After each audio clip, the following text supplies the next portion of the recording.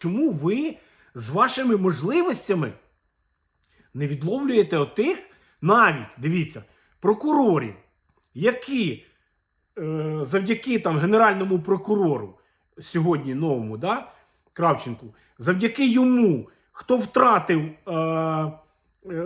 свою інвалідність, так, у них забрали її, вони ж вже не інваліди, здорові, крепкі ребята, а чому їх не вихватити і не відправити на фронт? Ну, можливість же ж є, і дані є.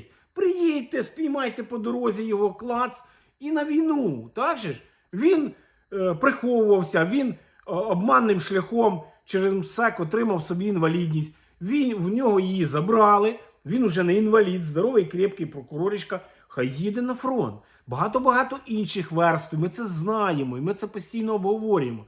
Тому, в принципі, люди що вимагають? Люди вимагають соціальної справедливості. От і все.